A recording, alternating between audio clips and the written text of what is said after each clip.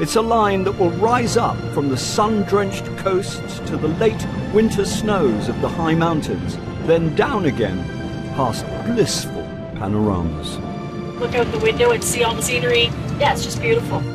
We'll be crossing some of Italy's most extraordinary engineering feats. It's very amazing the effort it took to build the bridge. Travelling on through stunning landscapes shaped by the Earth's forces to the Neapolitan coast, ending at a railway museum fit for kings. We'll meet the people who live and work along this very special train line. This is no ordinary railway journey. This is one of the most scenic railway journeys in the world, Italy's Neapolitan line.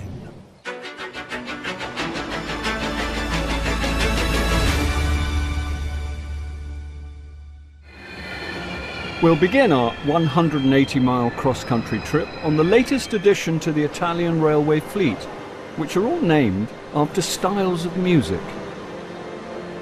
The electric pop, or ETR 103. This Italian-built 220-foot-long train was designed for regional express service and can reach a top speed of 100 miles per hour.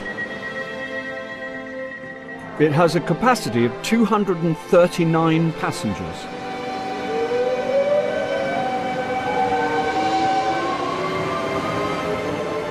Our train manager today is Lucia, who will be looking after us all.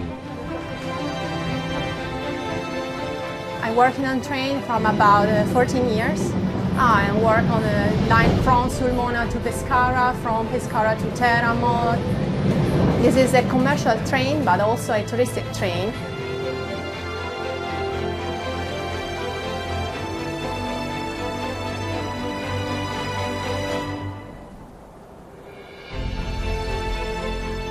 Our journey on the old Neapolitan line will take us across Italy from the Adriatic coast to the stunning Bay of Naples in the Tyrrhenian Sea.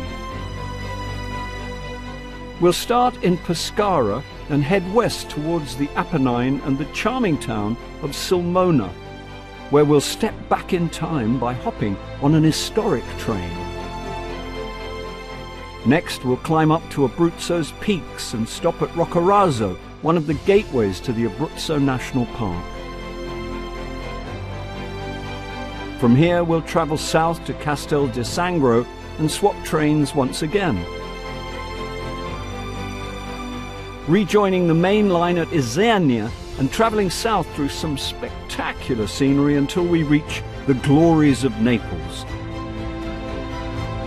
For our last leg of the journey, we'll take a smaller train and travel on Italy's first ever train line to Portici, stopping at Pietrasa, home to Italy's most important historic train museum.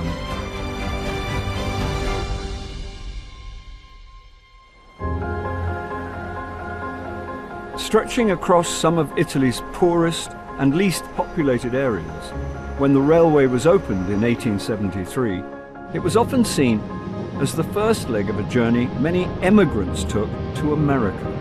But a century and a half later, it's helping to bring people back.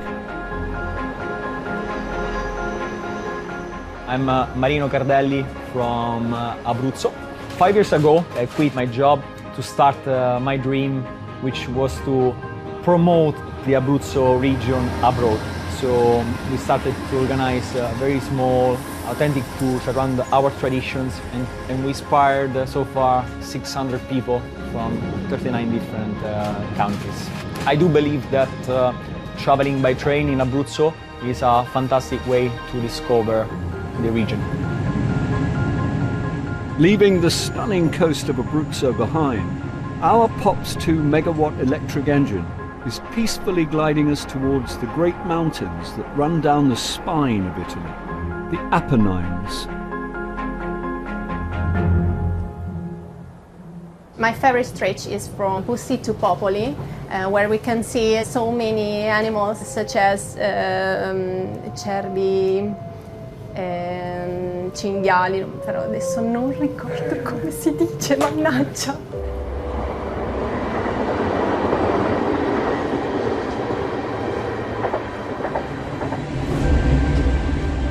"45 miles into our journey, and only 50 minutes after leaving the coastal city of Pescara, we've reached our first stop, Sulmona, a town to which many Italian Americans can trace their roots.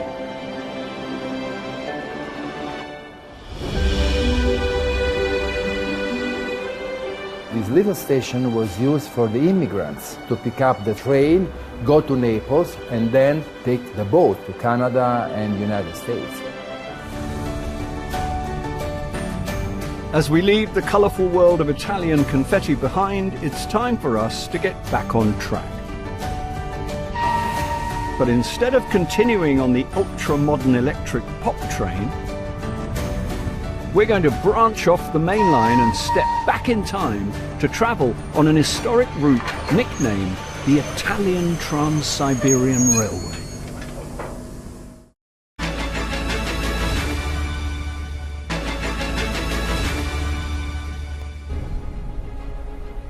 We have travelled on one of Italy's most modern trains to Sulmona, high into the Apennine Mountains. But here we wind the clock back, branch off the main line and join an historic train built long before computers ruled the world. Su questi treni è molto bello viaggiare con questi perché si è proprio dei veri macchinisti. This diesel locomotive D445 dates back to when humans did all the hard work, not computers. Before any passengers are allowed on board, train driver Vito must conduct a meticulous manual check of one of the most important features of a train. Ora facciamo la prova a freno. Praticamente noi facciamo una frenata e c'è un verificatore, un addetto a controllare tutti i freni del treno. With the important safety checks done, Grazie. train driver Vito slowly moves this magnificent train, formed of 4 carriages from the 1920s and 1 from the 1950s, onto platform 1. Molto più difficile, ma è molto più soddisfacente viaggiare con questi treni.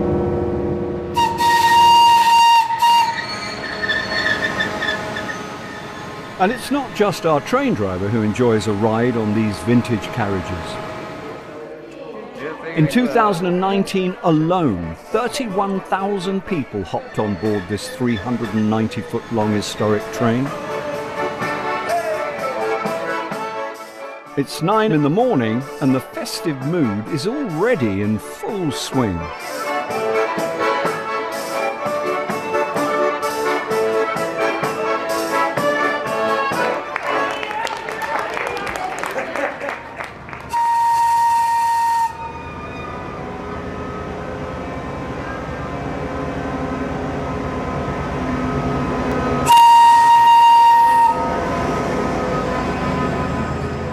We're about to embark on the most scenic part of our journey.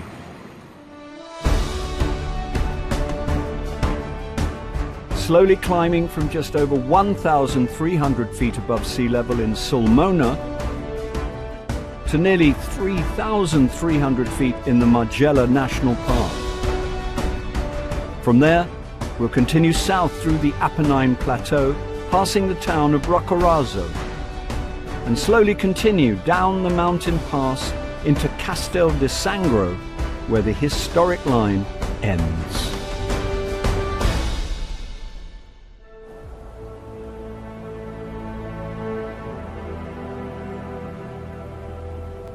One of the most scenic railway journeys in the world, this single-track line opened in 1897 to connect remote mountain villages to the main cities. But on Saturday, the 10th of December 2011, everything came to an end. The line was closed and abandoned, a decision that was devastating to some. But despite the odds, Claudio and others were determined the line should be saved. To reopen this line was a real labor of love. From 2014, this historic train do special routes every Saturday and Sunday along Abruzzo and Molise. This solution became a real touristic route for all people, from families, people interested in culture, geography, in history of trains, history of railways. This railway line is like a place of the heart. I'm from Pescara in Abruzzo, and I have my relatives from Naples. When I was a child, I used to take this train from Pescara to Naples, and I was really fall in love with the landscapes, also the people on this train. Running at weekends only, the train has its own tour guides to enlighten the tourists on board. My name is Gabriela Gaeta, and I'm a historical tour guide, and I like meet new people and tell stories about this railway line. La linea è sempre la stessa, la Sulmona-Isernia. Comunque da questi lati, se fate attenzione, sicuramente vedrete qualche capriolo, perché siamo nel parco nazionale, sì. Durante il periodo invernale arriviamo fino... Guardate, sta nevicando, tra parentesi. Sta nevicando.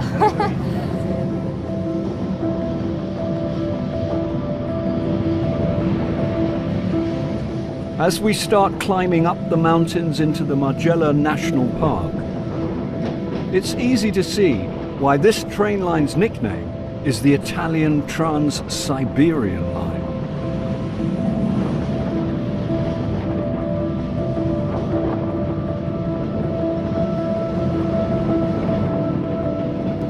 A view so magnificent, enjoyed by all the passengers on board. My wife and I decided to take this train journey on a friend's recommendation because it's got a reputation as being the Trans-Siberian Railway, which is similar to the Trans-Siberian Railway in Russia. And of course it's snowing at the moment. We're high enough elevation that the snow is building up on the ground. It's actually quite heavily, actually. We enjoy traveling by train because it's very scenic, it's very, very relaxing. It's not a high-speed train, it's an antique train, so you have a really good chance to look out the window and see all the beautiful scenery. Yeah, it's just beautiful. We're now 1 hour into our journey and are about to reach the spectacular Apennine Plateau, surrounded by snow-capped mountains.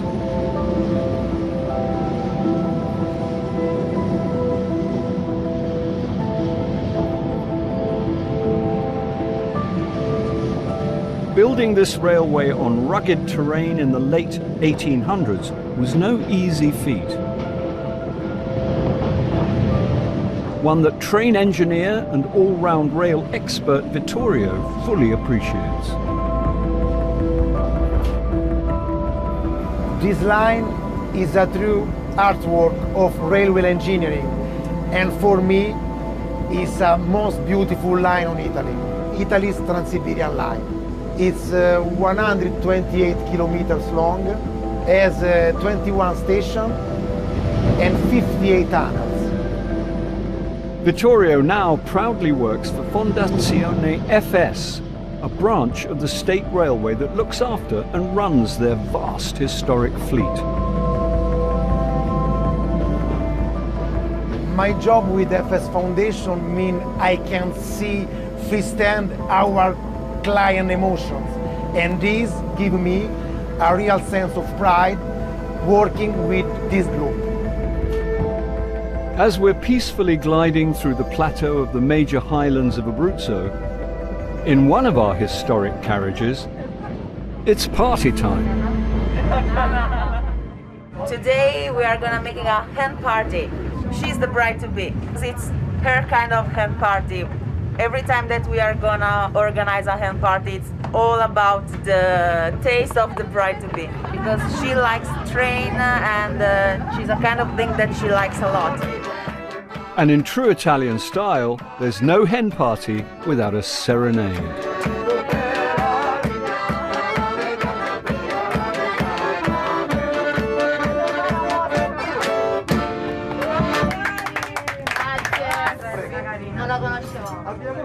Well, it's questionable whether this was the highlight for the hen party, but for our train journey, it's all downhill from here on. This is the highest point of the line, and now we go. Stazione di Rivisando di Pesco Costanzo. After passing Italy's second highest train station, nearly 4,300 feet above sea level, we start our descent.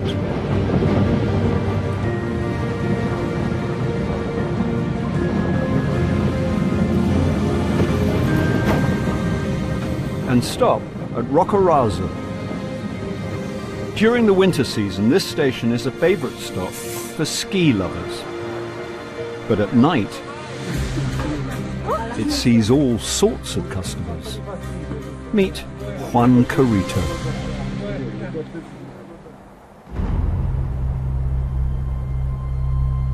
Luckily for us, today this brown bear is nowhere to be seen.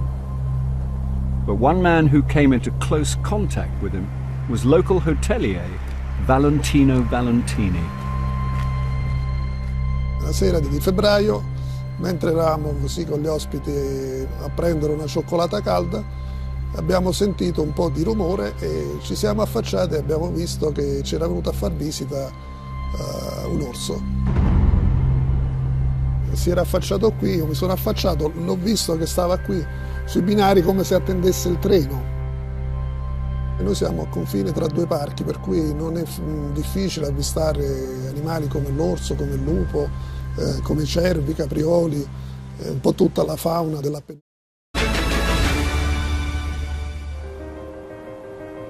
Our train is continuing its journey east to west across Italy on the so-called Neapolitan line, linking the Adriatic to the Tyrrhenian Sea. As we descend to 2,600 feet, we leave the atmospheric snow behind and are now approaching Castel di Sangro, the last stop on our Italian Trans-Siberian line, which completes the second leg of our journey from the shores of Abruzzo's capital Pescara through the rugged snow-capped Apennines to the Sangro Valley. Here we must disembark. What seems like a quiet train station nowadays was, just a few decades ago, a hustling and bustling pilgrim destination, but not of the spiritual type. During the football season of 96 to 97, this small town of only 6,000 was touched by a divine intervention.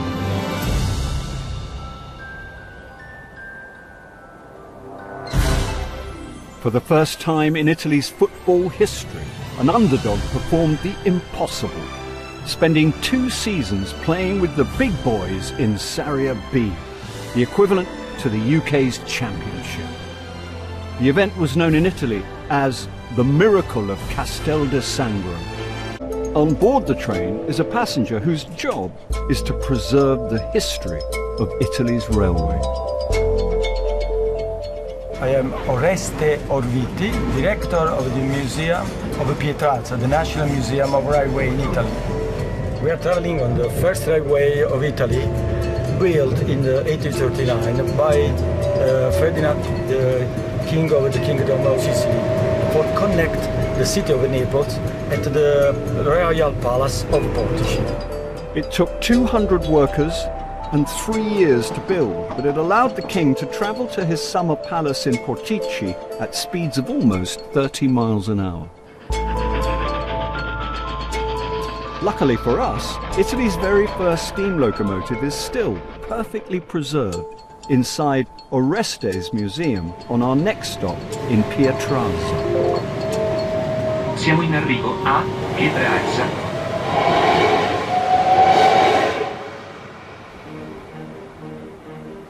We are walking to see the first train in Italy.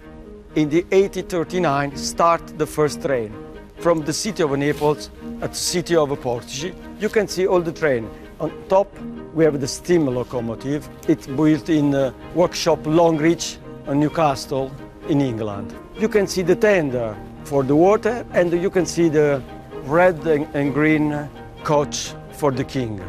You can see in the line, it remembers the coach with the horses. After you can see another coach for the people. The first 2 months of the beginning of this line, 100,000 persons travel on this train. The museum is also home to a staggering 55 steam and electric locomotives and coaches representing the history of Italian railways. Originally built as the royal workshops for locomotives and Italy's first industrial hub, it was a place of intense and laborious work, one that museum director Oreste knows all too well.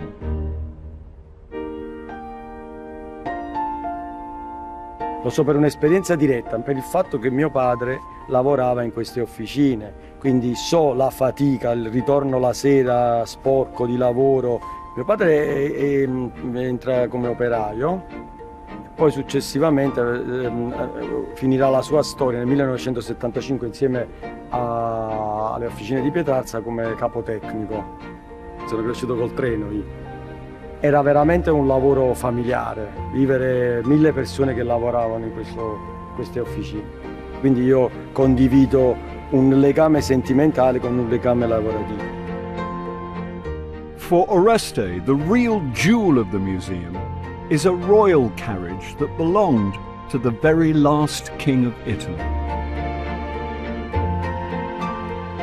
This is the royal coach number 10 of the Kingdom of Italy. You can see inside the beautiful place and the beautiful gold. They built this train of 11 coaches for the wedding of Umberto II, the Prince of the Savoia. The table, one piece of 8 meters. The chair and the light from Murano, an island near Venice, wonderful for the glasses. I introduce you in the private court of the king and the queen.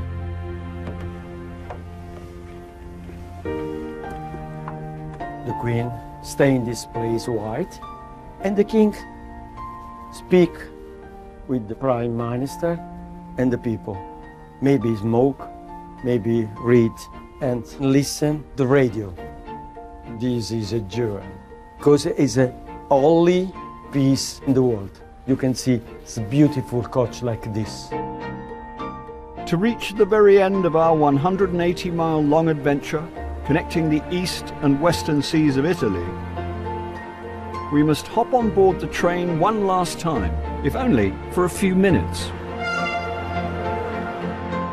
where we arrive at the royal seaside town of Portici, home to the very first train station to be built in Italy, completing our epic voyage to the Tyrrhenian Sea. Our train has travelled from the glorious golden beaches on the east coast, climbing up the stunning peaks of the Abruzzo region, and back down again through some of the most breathtaking landscapes through to the west coast and the mesmerizing bay of Naples. This was a rail line built to create hope and has left its mark as one of the most scenic railway journeys in the world.